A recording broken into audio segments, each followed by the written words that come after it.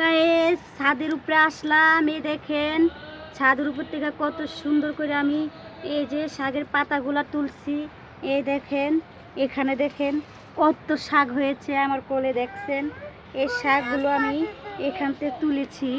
এই যে এখান থেকে আগাগুলো, এই যে অনেকগুলো আগা এভাবে ছিঁড়লাম।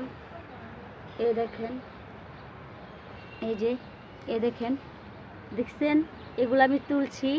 এগুলো আমি আজকে এই যে অনেক অনেক শাক, এই দেখেন আমার অল্প কয়টা গাছ থেকে অনেকগুলো লতা বাইরেছে। এই লতা থেকে দেখেন, দেখেন কত শাক।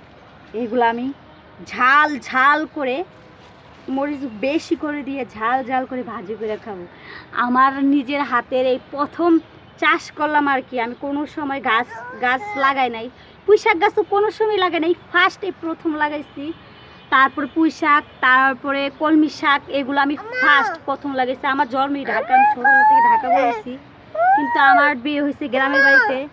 গ্রামে গেছি, আমার থেকে খুবই ভালো লাগছে যে সবাই চাষবাস করে।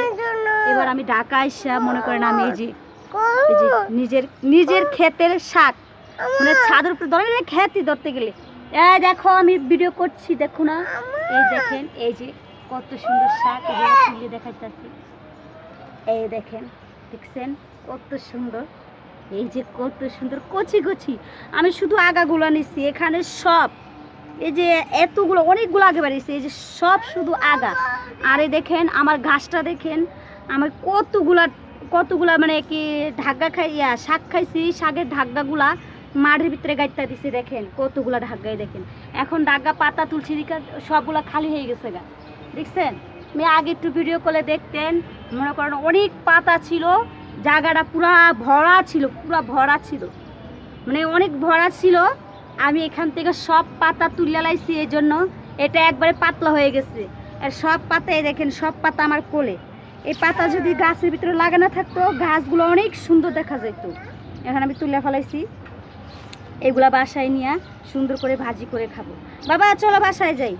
এই জন্য এখন গাছটি আমার সুন্দর লাগে না, কারণ গাছটি এই যে খালি খালি হয়ে গেছে, মানে সব পাতা তুলে লাইছি তো গাছটি খালি খালি হয়ে গেছে। আর এই যে ফুলে সব পাতা আমার ফুলে। বাই বাই, আমি ভাজি করব, আপনারা সঙ্গে থাকবেন, দেখবেন, ঠিক আছে।